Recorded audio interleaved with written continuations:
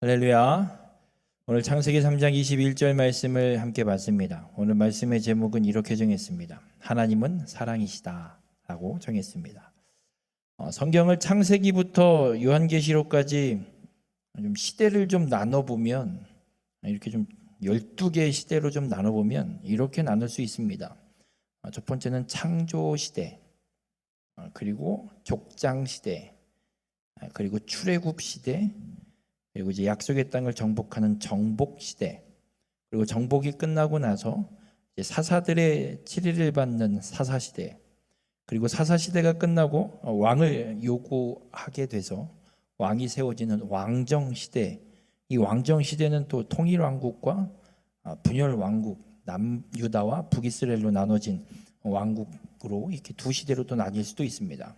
그렇게 왕정시대를 살다가 북이스라엘도 망하고 남유다도 망하고 바벨론의 포로로 끌려가는 포로 시대, 그리고 이제 포로의 생활 70년이 끝나고 나서 이제 다시 약속의 땅으로 돌아와서 약속의 땅에서 예루살렘 성전도 재건하고 성벽도 재건하는 귀한 시대가 이루어지고, 그리고 성경에는 기록되어 있지 않아요. 우리가 보고 있는 개역 개정 성경에는 어디에도 잘 기록되어 있지 않은 신구약 중간 시대, 그 시대를 거쳐서 이제 복음서에 기록되어 있는 예수님이 이 땅에 오셨을 때, 그리고 공생의 사역을 하셨던 예수의 시대, 그리고 예수님의 십자가 사건 이후에 초대교회가 세워져서 그 초대교회에서 벌어졌던 역사들을 기록하는 초대교회 시대가 있고, 그리고 마지막으로 이제 초대교회가 핍박을 받고 나서 그리스도인들이 열방으로 완전히 다 흩어져서 복음이 땅끝까지 전해지는 선교 시대, 이렇게 12시대로 나눌 수가 있습니다. 그래서 이 12시대를 나누면서 이 12시대, 각 시대마다 하나님께서 우리에게 요구하시는 말씀들, 또 우리에게 요구하시는 뜻들이 있습니다. 그 뜻을 우리가 깨닫고 우리 모두가 하나님이 보시기에 심히 좋았던 이 창조의 때를 회복하는 믿음의 성도님들이 될 수 있길 주님의 이름으로 축원합니다. 첫 번째는 이 창조의 시대, 오늘 읽은 이 창세기 읽진 않았지만 1장과 2장에 하나님의 창조가 완성이 되고 3장과 4장에 인간의 죄가 기록됩니다. 최초의 죄가 기록이 됩니다. 그래서 이 성경의 역사를 이야기한다 그러면 크게 두 줄기가 있습니다. 하나는 인간이 죄를 짓는 죄의 역사의 줄기가 하나가 있고, 또 하나는 하나님께서 그 인간이 죄를 짓는 역사를 그냥 내버려 두시는 것이 아니라 그 죄의 문제를 해결하시기 위한 하나님의 사랑의 역사가 함께 이 성경의 역사 속에 흐르고 있는 걸 보게 됩니다. 우리 모든 성도님들, 우리가 연약해서 죄를 짓지만 우리가 죄를 짓는 그곳에 예수 그리스도의 십자가의 보혈의 능력이 임하셔서 우리의 죄의 문제를 해결해 주시는 사랑의 역사가 펼쳐짐을 믿으시길 주님의 이름으로 축원합니다. 창세기 1장 1절에 보면 태초에 하나님이 천지를 창조하십니다. 여러분도 하나님이 만드셨습니다.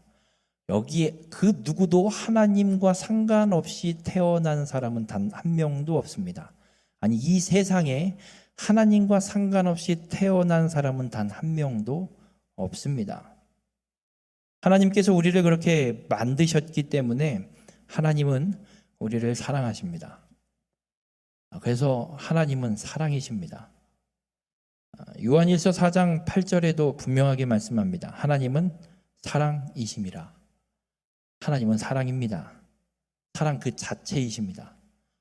사랑에 미사 어구를 붙일 것도 없고 다른 이야기할 것도 없습니다. 하나님은 그냥 사랑이십니다.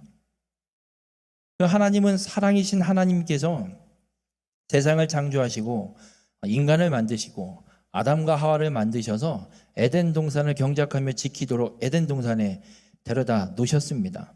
그러면서 하나님이 에덴 동산에 있는 모든 걸 다 허락하셨습니다. 다 먹어도 된다.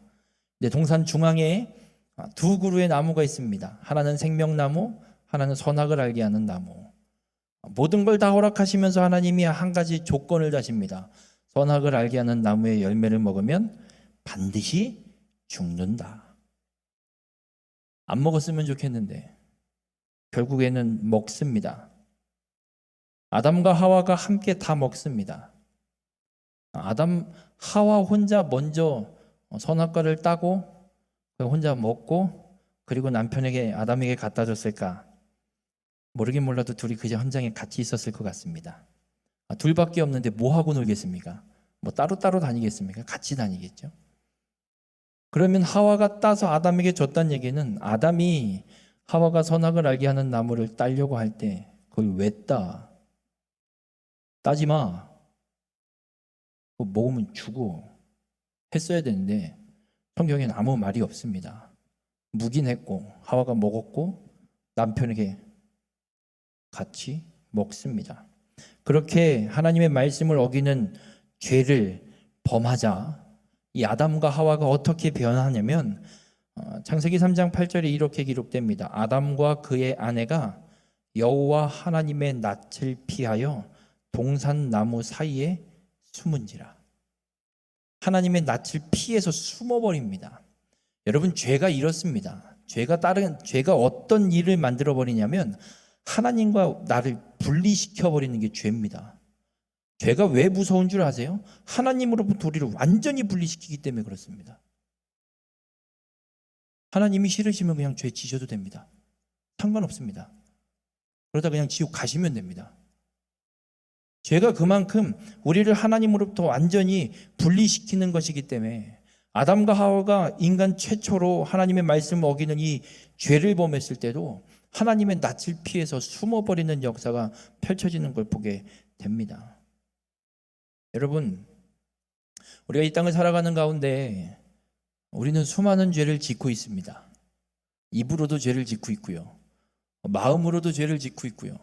머릿속에서 수많은 죄를 짓고 있습니다. 여쭤보겠습니다. 그런다고 뭔 일이 일어나든가요? 아담과 하와에게 하나님이 말씀하셨어요. 선악을 알게 하는 나무의 열매를 따먹으면 반드시 죽으리라. 먹었습니다. 죄를 지었죠? 죽었나요? 안 죽었어요. 하나님 말씀대로 먹었으면 반드시 죽었어야죠. 그 자리에서. 먹었는데도 안 죽고 있어요. 그래서 우리가 착각할 때가 있습니다. 죄를 져도 별일이 없으니까, 뭐 아무 일이 없으니까 죄가 용납이 되나 보다. 죄 져도 되나 보다. 착각하시면 안 됩니다. 죄를 허락하신 적 한 번도 없으십니다. 죄는 그렇게 우리를 하나님으로부터 계속해서 분리시킵니다. 죄를 한 번 짓고 또 한 번 짓고. 여러분, 주일 예배 매주 나오다가 한 번 빠지면 어떠세요? 뭔 일이 있어서 어쩔 수 없이 빠지게 됐다고 쳐보세요. 빠지면 어떠세요? 그런 적이 없어서 잘 모르시겠죠?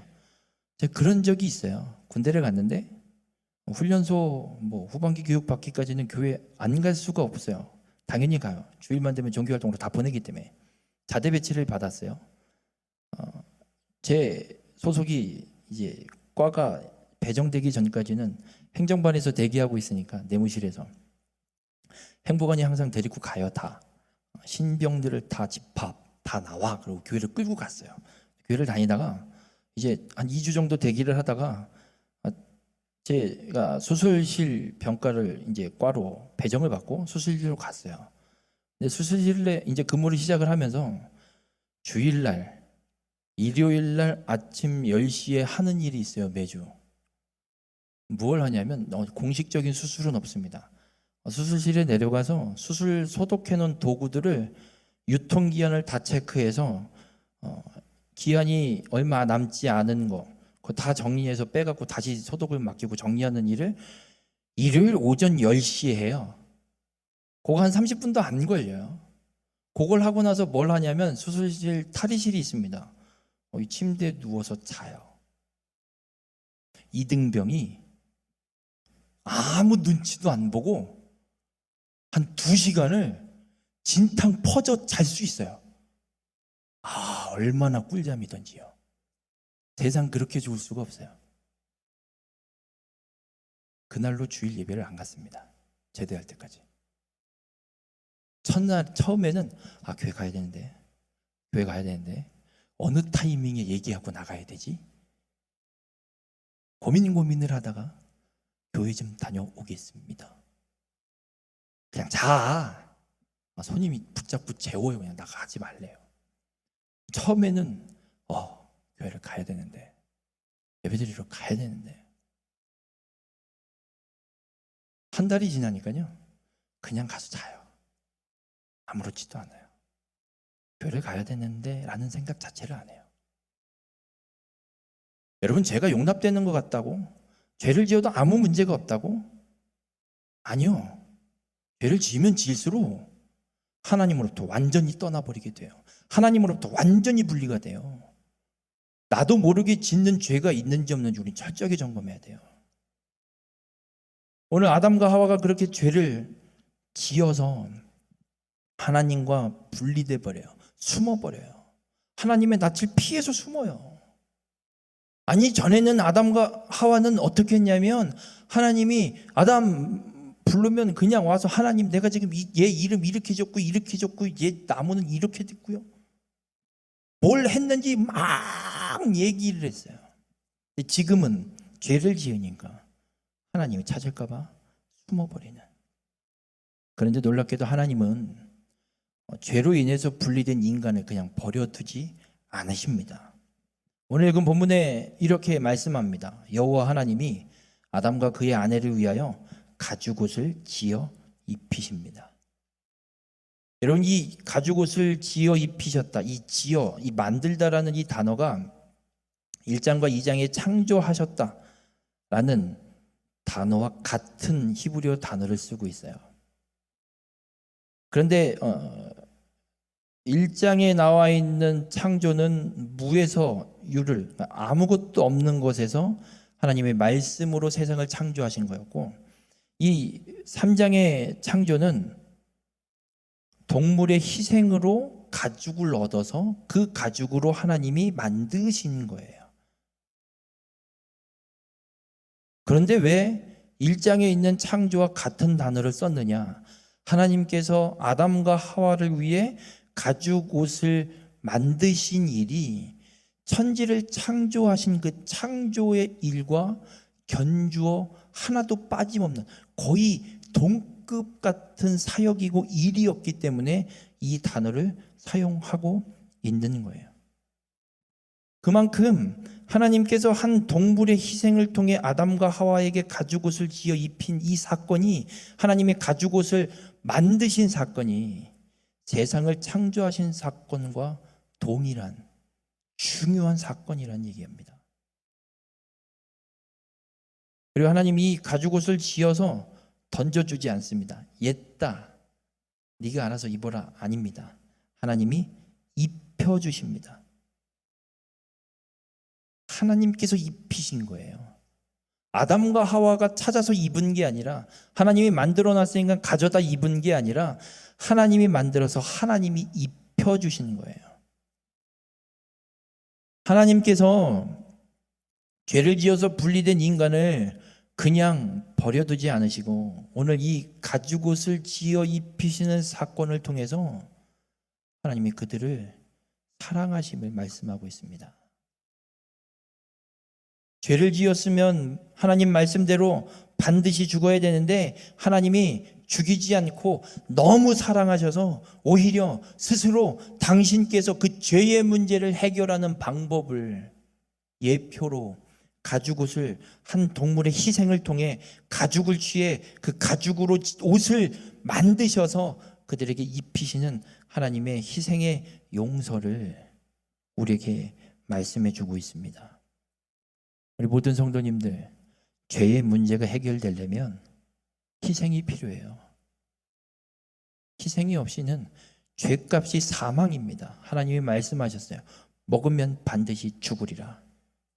그럼 죄를 지었으면 죽어야 됩니다. 누군간 죽어야 됩니다. 그 죄값으로 죄의 문제를 해결하기 위해서는 누군가 죽어야 됩니다. 하나님은 오늘 우리에게 그 희생이 필요함을 말씀하고 있습니다. 그래서 요한일서 2장 2절에 이렇게 말씀합니다. 예수 그리스도에 대해서 이렇게 말씀합니다. 그는 우리 죄를 위한 화목제물이니 우리만 위할 뿐 아니요 온 세상의 죄를 위하심이라. 예수님께서 이 땅에 오셔서 십자가에 못 박혀 죽으신 이 희생의 제사가 온 세상의 죄를 위한 희생의 제사라고 말씀합니다. 이 땅에 지어지는 모든 죄에 대해서 그 죄값으로 희생을 예수 그리스도께서 완전히 이루어 내셨다라는 말씀을 우리에게 하고 있습니다. 그래서 우리가 죄의 문제를 해결받으려면 예수 그리스도 아니면 죄의 문제를 해결받을 수 없습니다. 어디에서도 해결받지 않습니다. 어디를 가도 해결될 수가 없습니다. 예수 그리스도만이 우리의 죄를 사해 주심을 믿으시길 바랍니다. 놀랍게도 아담 이후로 계속 죄가 펼쳐집니다. 사장인 가인과 아벨 최초의 살인 사건이 일어나요. 또 형이 동생을. 하나님은 그렇게 수많은 죄를 짓는데 수많은 죄를 짓는 사람들을 완전히 진멸하시지 않습니다.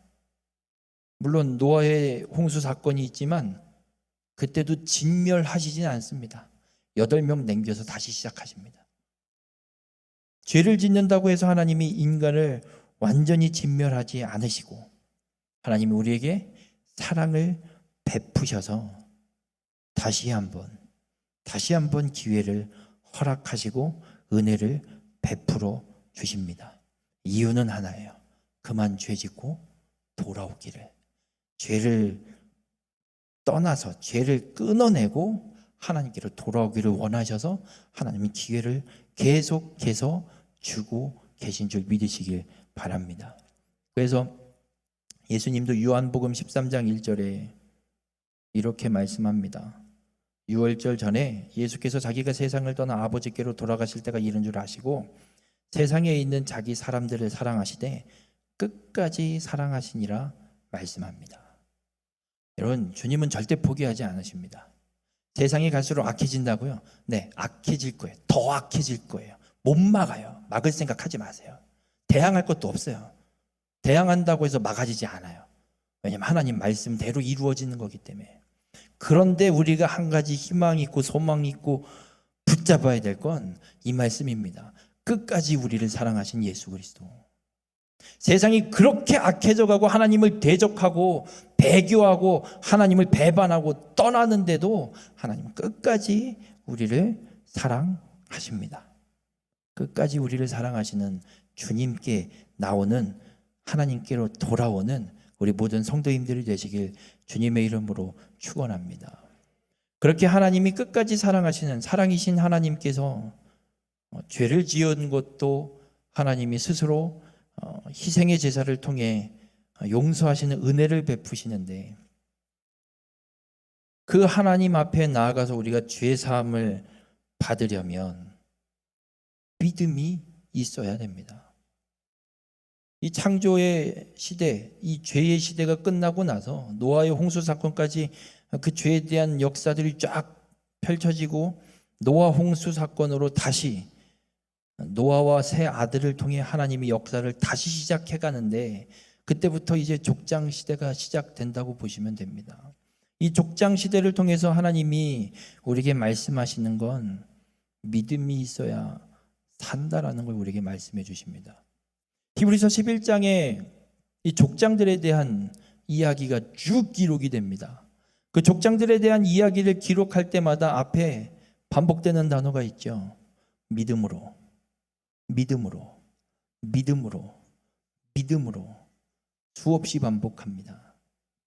왜 믿음의 조상들 그들의 이야기를 거론하는데 믿음으로, 믿음으로, 믿음으로. 그러면서 히브리서 11장 6절에 이렇게 말씀합니다. 믿음이 없이는 하나님을 기쁘시게 하지 못하나니 하나님께 나아가는 자는 반드시 그가 계신 것과 또한 그가 자기를 찾는 자들에게 상 주시는 이심을 믿어야 할지니라.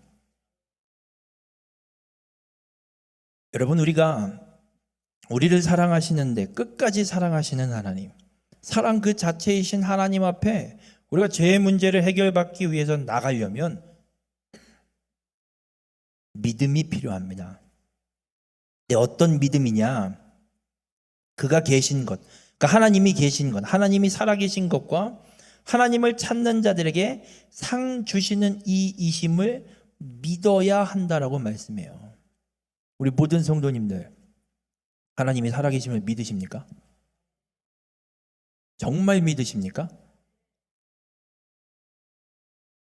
여러분, 믿으면 어떻게 되는 줄 아세요? 사기당해요.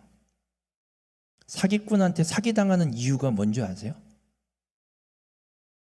사기꾼을 믿어서예요. 사기를 안 당해보셔서 잘 모르시죠? 전 당해봤어요. 이 마이크를 하나 사려고 인터넷 그 중고 거래 사이트에 글을 올렸어요.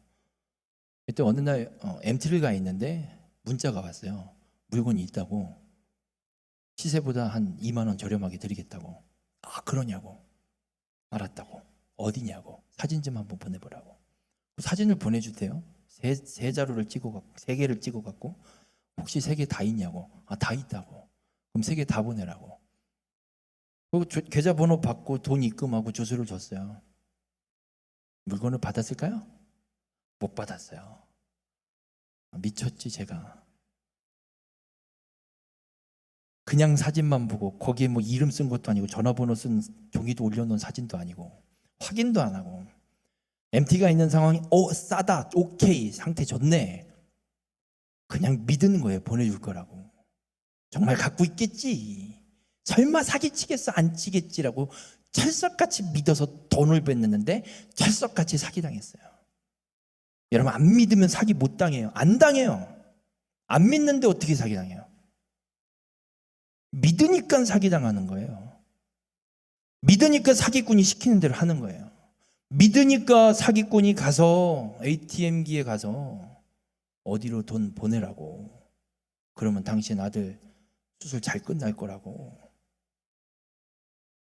안 믿으면 그거 안 하지요. 여러분, 하나님이 살아계신 걸 정말 믿으십니까? 하나님이 살아계신 걸 믿으시면 말씀이 이루어질 걸 믿으셔야 됩니다. 하나님이 말씀하신 이대로 성취될 걸 믿고 하나님이 하라고 하신 말씀대로 해야지요. 성취가 되든 안 되든, 내 눈에 보이든 안 보이든 하나님 말씀이면 해야지요. 그게 믿는 거예요. 그 삶이 없으면 믿는 게 아니에요.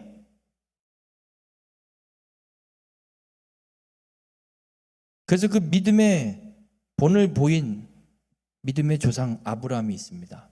하나님께서 아브라함이 아버지 데라와 함께 갈대아 우르에 살고 있을 때, 성경엔 기록 안 돼 있습니다. 그러나 정황상 이미 갈대아 우르에서 하나님께서 말씀하신 말씀을 듣고 아버지와 조카를 데리고 길을 떠난 거예요. 아브라함의 고향은 갈대아 우르인데 왜 하란에 있는 아브라함에게 하나님이 고향을 떠나고 네 아버지 집을 떠나라고 하시겠습니까? 고향을 떠나라고 말씀하셨다는 얘기는 갈대아 우르에서 떠날 때 이미 하나님이 말씀하신 거예요. 아버지를 모시고 아브라함은 하나님의 말씀을 듣고 떠나서 갑니다. 가다가 아버지가 얘기해요. 야, 하란 여기 좋은데? 여기 자리 잡자. 우리 여기서 살자. 여기만큼 좋은 도시 없다야. 그만 가. 어딘지 너도 모르잖아. 그렇게 하란에서 살고 있다가 아버지 데라가 죽습니다. 그리고 하나님이 다시 아브라함에게 말씀합니다. 너는 너의 고향과 친척과 아버지의 집을 떠나 내가 내게 보여줄 땅으로 가라. 내가 너로 큰 민족을 이루고 내게 복을 주어 너의 이름을 창대케 하리니 너는 복이 될지라. 너를 축복하는 자에게는 내가 복을 내리고 너를 저주하는 자에게는 내가 저주하리니 땅의 모든 족속이 너로 말미암아 복을 얻을 것이라. 하나님이 3가지를 약속하세요. 땅을 주시겠대요. 그러니까 그 땅으로 가래요. 그리고 너로 큰 민족을 이루겠대요. 불임 부부인데 큰 민족을 이루겠대요. 75세 노인네한테 지금 장난하는 것 같아요. 근데 하나님이 약속이래요. 그리고 너로 말미암아 땅의 모든 족속이 복을 얻게 하시겠다고 하나님이 이 3가지 약속을 해줬어요. 근데 놀랍게도 아브라함은 이 세 가지 하나도 못 봐요.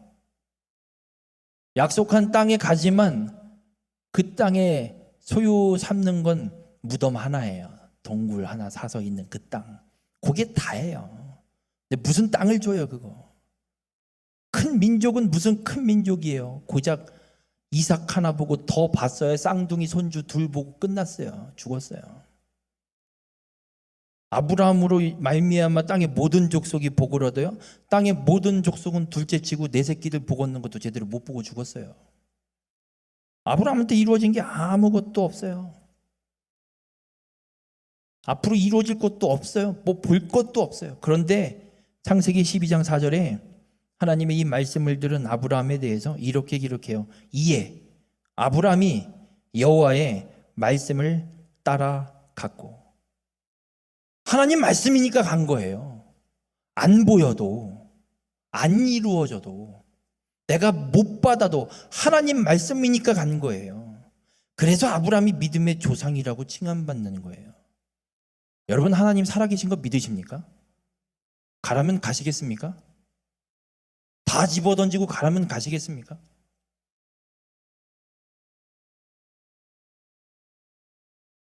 하나님 말씀이면 다 내려놓고 가라면 가시겠냐고요. 하나님을 믿는다는 건, 하나님이 살아계심을 믿는다는 건 오늘 아브라함을 통해서 하나님이 우리에게 말씀해 주세요. 아무것도 안 보여도, 안 이루어져도 하나님 말씀이면 따라가는 거.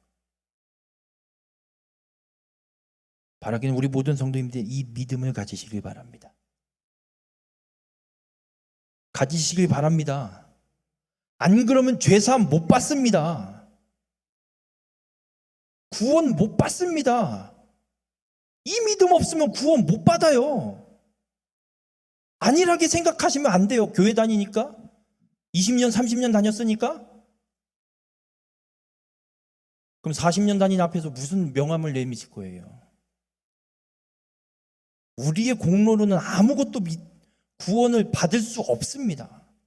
아브라함이 하나님의 말씀에 따라가는 이 믿음, 하나님이 살아계신다라는 걸 믿는 믿음, 그래서 그 하나님 말씀이라면 따지지도 않고 묻지도 않고 말씀에 순종하는 믿음,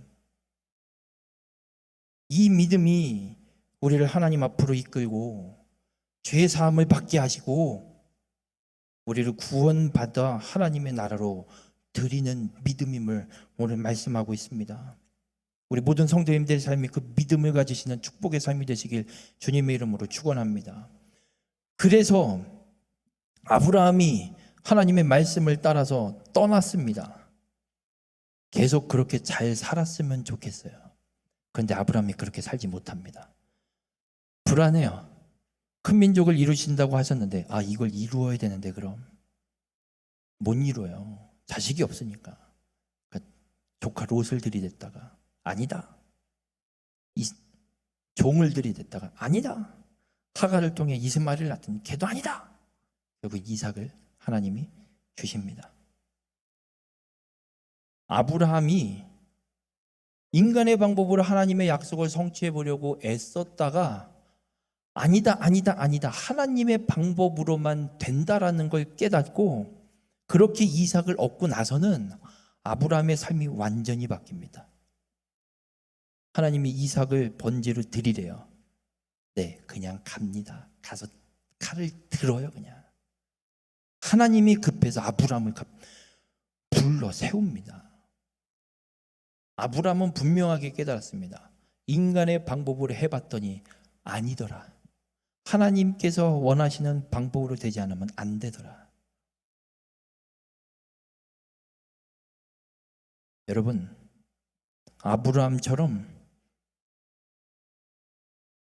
내 삶에 역사하신 하나님을 통해 내 방법대로가 아닌 하나님의 뜻과 하나님의 말씀대로 행하는 삶을 살아가야 됨을 깨닫고 그 하나님만 온전히 믿는 믿음의 삶이 되어서 하나님의 말씀에 순종할 수 있는 귀한 축복의 삶이 되길 주님의 이름으로 축원합니다.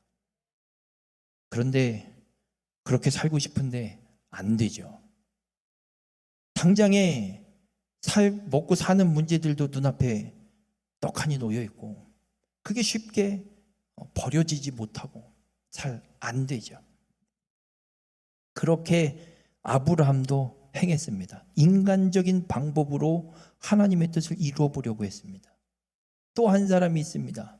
야곱도 인간적인 방법으로 행해 보려고, 둘째로 태어나서 형의 장자권을 어떻게든 뺏어 보려고 호시탐탐 기회만 노리다가 팥죽으로 팔아서 뺏었고, 엄마와 작당 모의를 해서 장자가 받은 축복도 아버지를 속여서 그 축복도 빼앗고,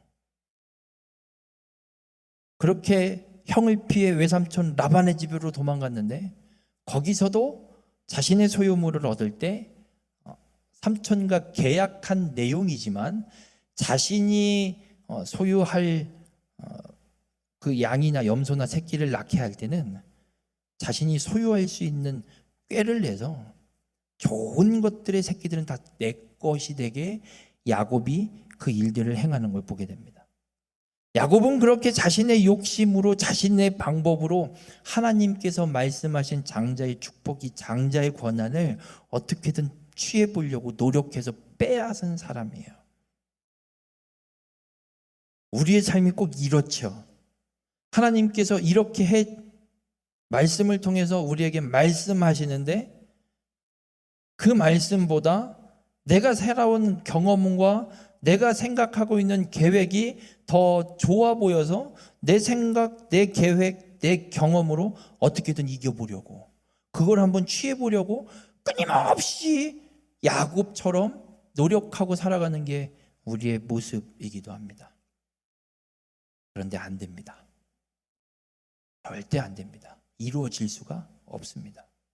야곱이 결국은 고향으로 돌아가는데 형을 만나기 전에 야복 나루를 건너기 전 먼저 꾀를 써서 가족들과 소유물들을 다 떼를 나눕니다. 떼를 나눠서 쫙 형한테 보낼 선물 또 두 떼로 나누고, 선물 먼저 받고 앞에 떼를 치면 뒤에 떼는 도망가려고. 그것도 안 됩니다. 안 돼요. 그리고 야복나루에 야곱이 혼자 남아서 무엇을 하냐면 창세기 32장 24절에 야곱이 홀로 남았더니 어떤 사람이 날이 새도록 야곱과 씨름합니다. 여러분, 이 씨름하다라는 말이 먼지에 쌓이다, 붙잡다, 맞붙어 싸우다라는 뜻이에요. 야곱과 하나님의 천사의 싸움이 그만큼 격렬했단 얘기예요. 먼지 날 정도로 격렬한 씨름을 했단 얘기예요. 그러니까 단순한 씨름이 아니라 이 씨름에는 야곱이 하나님을 향한 기도가 포함되어 있어요. 격렬한 기도를 한 거예요, 야곱은. 목숨 걸고 싸우는 이 씨름, 이게 야곱이 하나님께 부르짖는 기도의 모습이란 얘기예요. 우리에게 이런 기도의 열정이 있습니까? 목숨 걸고 하나님 붙들고 기도하십니까? 되겠지 뭐. 야곱처럼 뭐 가끔 웃자고 하는 소리로 이런 얘기를 가끔 하는데, 비 오는 날 먼지 나게 한번 맞아볼래? 여러분, 비 오는 날 밖에 나가서 먼지 나게 맞으려면 엄청 맞아야 됩니다. 세게 맞아야 되고요. 야곱이 그런 심정으로 하나님 앞에 하나님의 사자를 붙들고 기도하고 있습니다. 그랬더니 하나님께서 모든 문제를 다 해결해 주십니다. 형과의 만나는 문제도 해결해 주시고, 야곱의 이름을 이스라엘로 바꿔주시고, 할아버지 아브라함으로부터 아버지 이삭, 야곱에 이르기까지 동일한 약속, 땅을 주고 큰 민족을 이루고 너로 말미암아 땅에 모든 족속이 복을 얻겠다 하겠다는 이 약속을 하나님이 동일하게 하시면서 이 약속을 성취해 주신 역사들이 앞으로 쫙 펼쳐집니다. 야곱이 이렇게 기도하지 않았다면 야복나루를 건널 수 있었을까요? 못 건넜을 겁니다. 여러분, 우리가 하나님께 나와서 진실하게 기도할 때 믿음으로 하나님 앞에 나와 간절히 부르짖을 때 야곱처럼 먼지가 날리도록 하나님을 부여잡고 간과하여 부르짖을 때 해결받게 됨을 믿으시길 주님의 이름으로 축원합니다. 하나님 아니면 해결 못 받습니다. 인간의 방법으로 해결이 될 것 같으십니까? 안 됩니다. 해결이 된 것 같으시죠? 아니요. 하나님이 해결하셨기 때문에 하나님이 해결하시는 방법과 내 생각의 방법이 맞아 들어가서 하나님이 해결해 주신 거지 내 방법으로 해결된 게 아닙니다.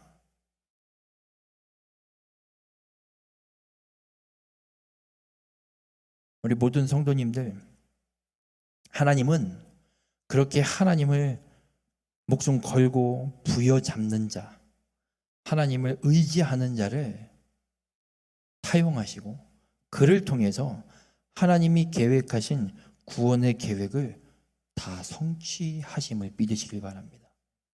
이사야 10장 20절에 이렇게 말씀합니다.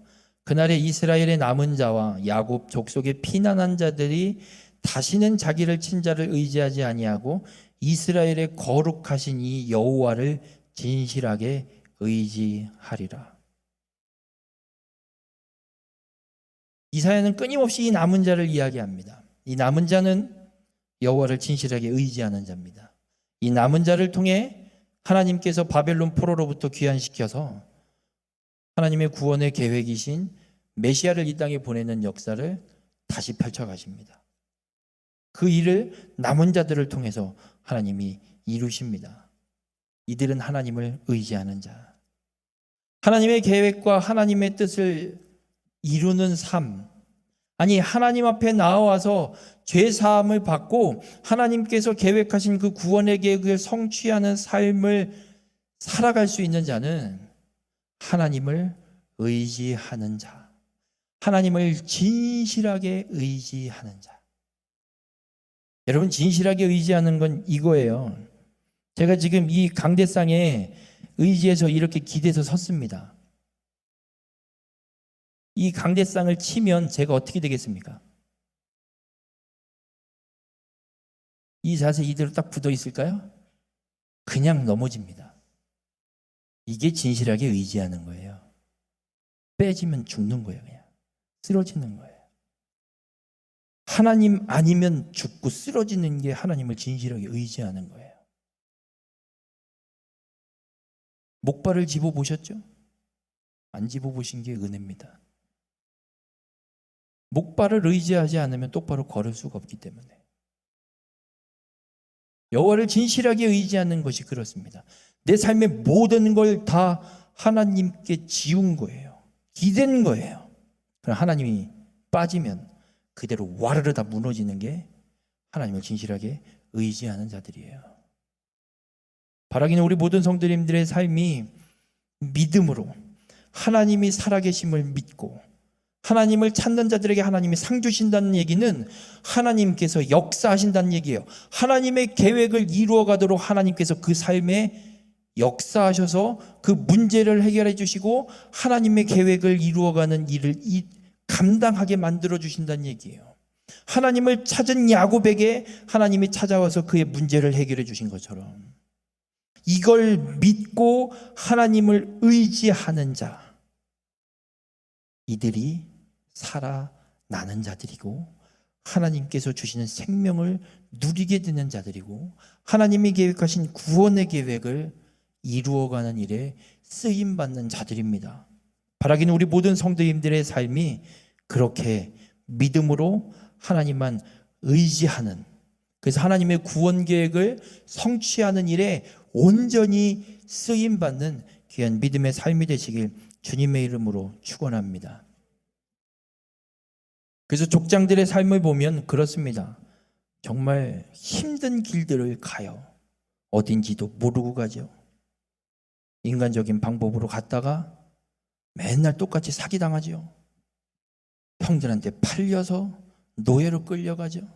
억울하게 누명 쓰고 감옥에 갇히죠. 놀랍게도 이들의 공통점은 믿음은 있었습니다. 하나님을 의지했습니다. 우리 모든 성도님들, 그렇게 하나님을 믿음으로 진실하게 의지하는 자에게 하나님이 함께 하십니다. 내가 어떠한 상황에 빠져도 하나님이 나와 함께 하심을 믿으시길 바랍니다. 요셉을 향해 이렇게 말씀합니다. 여호와께서 요셉과 함께 하심으로 그가 형통한 자가 되어 그의 주인 애굽 사람의 집에 있으니. 하나님이 함께 하시니까 노예로 가 있는데 형통하답니다. 내 상황이, 내 환경이 형통의 여부를 결정하는 게 아닙니다. 세상이 보기엔 노예로 팔려간 요셉은 세상 비참한 인생입니다. 그런데 형통한 자입니다. 왜? 하나님이 함께 하시기 때문에. 우리 모든 성도님들, 족장들을 통해서 하나님이 우리에게 말씀합니다. 사망의 음침한 골짜기를 걸어도, 죽을 것 같은 누명을 쓰고 억울한 길에 빠져 있어도, 앞이 캄캄한 아무것도 보이지 않는 암흑과 같은 길을 걷게 돼도 여호와께서 나와 함께 하시면 그것이 형통한 자의 삶이다 말씀합니다. 우리 모든 성도님들, 어떠한 형편이 처해지더라도 하나님을 진실하게 의지하시길 바랍니다. 그리고 하나님이 내 삶의 역사하심을 믿으시고 하나님의 말씀에 순종하시길 바랍니다. 하나님은 이 믿음을 우리에게 요구하십니다. 이 믿음을 가지시고 오늘 내 삶의 역사하실 하나님, 내일 당장 죽을 것 같아도 시한부 선고를 받았을지라도 하나님이 나와 함께 하시면 내일 죽어도 형통한 삶이라는 걸 믿으시고 하나님만 의지하고 하나님만 붙드는 순종의 삶을 살아가는 자가 되시길 주님의 이름으로 축원합니다.